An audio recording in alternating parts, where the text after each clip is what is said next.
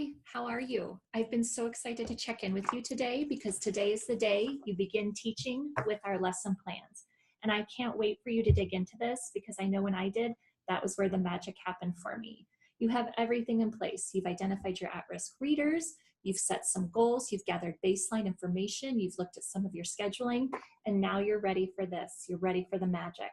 So I wanted to walk through this with you because once you get familiar with lesson one, it's going to be really easy to use our additional lessons that are coming up because they all follow the same format. We have an 8-step process to every single lesson, and that's part of having structured literacy. Those 8 steps are going to bring in the explicit instruction, the multisensory instruction, all those crucial components that our at-risk readers read to get up to benchmark. So if you look through our lesson plan, you will see there are numbers that walk you through these different 8 steps. And if you want to know more information about each step and how it relates to structured literacy and kind of what the method to the madness is behind that, you can look to our website for some blog posts about that. But it's important that we always follow these 8 steps and that they're included every time we instruct these at-risk readers. And if you don't have 45 minutes to an hour to go through the whole entire lesson in one sequence, which none of us really do, especially when you're running small groups, you're going to pick out pieces of this to do on different days. And this is referring back to what we talked about in an earlier video when we talked about setting up your schedule. And in that schedule for groups A, B, or C, I had different numbered activities. Those are the pieces of the lesson you want to go back to and pull. Throughout the course of those 5 days, we're not leaving anything out.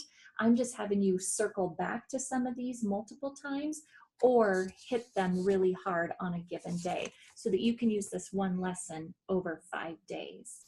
So some of the highlights of this, we start out every single lesson, no matter what, with our sound drill. And that's where you're using our sound drill deck. This is on our website. It's under our free resources. And if you want more information, we have some video tutorials about how to use this and why to use this.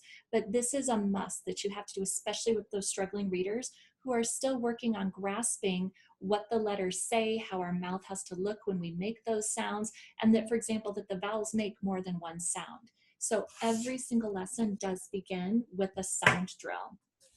Then after that, you're giving the student background knowledge to begin the work you're going to do together today. So in lesson 1, you're talking about syllables. What is a syllable? Why do we use syllables? Why are syllables important in learning how to read and decode big words?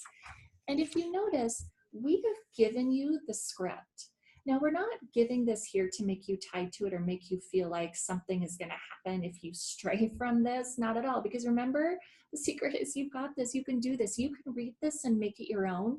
The reason we've given you this is if the 6 syllable types is new information to you, we want to give you that background knowledge. We want to give you everything you need to know to share this with your students. So we put it right there. Again, you don't have to be tied to this. You don't have to read this word for word. Read it, make it your own, share it with your students. This is just there. It's kind of a safety net. It's background knowledge for you. It's just to be helpful. Then part 3 is where we always introduce the phonogram. And remember, each week you're going to be introducing a different phonogram that falls under the umbrella of the syllable type that you're practicing and focusing on during that time. This first week, you're going to be studying closed syllables, and you'll stay on closed syllables for 4 weeks. The final CK is the first phonogram under closed syllables that you're going to be reading about or teaching about. So again, we've given you some information. We've walked you through giving your students some words and cueing them to listen for the same sound in each word. So you're going to say milk, pick, sick, pack, and ask your student, what sound do you hear? What's the common sound? And cue them to start using those auditory skills and then draw their attention to the CK. This is going to begin setting the stage to do decoding and encoding with this phonogram. Moving on to part 4 of our lessons, this is where we always present you with morphology options. If you have a group of students who are ready, whether it be their age or their level, more importantly, to layer in morphology, then this is where you're going to get that information. And these are images of the student workbook pages, so you can guide them through that. You're never just sending them off to do this individually. This is something you're going to guide them through. So we gave you all of that information. If your students aren't ready for morphology, you just skip section number 4. And if you look back to that suggested plan, I do not recommend doing section 4 or morphology with our struggling readers. So that would be something you would leave out. Section 5 is our red words. This is something we've referenced before. This is how we systematically, sequentially, and through multi-sensory strategies teach our sight words. There's more information about this on our website, as well as videos and resources for doing this. 6 and 7 are going to be our phonological awareness and spelling. We always do phonological awareness as a warm-up prior to spelling. It activates all that background information, gets our student thinking about letters and the sounds and how they connect and the different ways they can sound based on what letter they're next to or what type of syllable they're in. And this is another must. It's kind of like our sound drill. This is a must to do before our spelling. But my favorite part of every lesson is that spelling. And if you look at this last page, you're going to see here, we're walking you through how to do that phonological awareness work with your students. This is a multi-sensory piece in every lesson.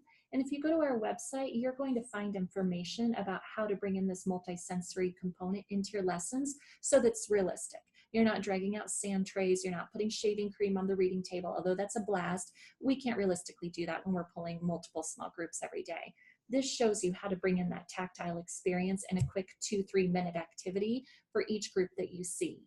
Then once they're warmed up for spelling, this is my favorite part, you guys, we have already differentiated the spelling lists for you. So these are words that all follow the rule. So this is going to be the encoding piece that you're giving your students after you've perfected the decoding with this phonogram. You don't have to go searching online for word lists. We've put it here for you. And if you remember that schedule that we looked at, the suggested schedule, as well as the diamond, the snapshot of your classroom, often I was referring to A, B, and C in those 2 documents. This is another piece you're going to pull in, that A, B, C. Level A is easier, more for our struggling readers. B is closer to on grade level, and then C is going to be for our students who are above and beyond. Notice we also have review words. This is a part of every lesson. We're constantly going back and bringing up our review concepts to make sure that our students are retaining information they've previously learned. Because remember, this is the Jenga tower. We are building that tower and we don't want gaps and holes. So we always layer in review to make sure students are retaining that and building on that knowledge. Since our curriculum is systematic, we want to be building on these rules, letter knowledge, sound knowledge, word knowledge for decoding and encoding. So this is always going to be there for you. We also have sentence dictation. Again, it's grouped by A, B, and C, so you can differentiate for your learners and for your different groups. But we know that dictation is a really important part of having a comprehensive, like a big picture reading lesson, decoding and encoding. But sometimes we have students who are really good at memorizing, and they can memorize how to write words and manipulate words in isolation. Putting it into context and developing those writing skills, especially for our at-risk readers, is so important. So this is also a piece of every lesson. And this goes to section 8.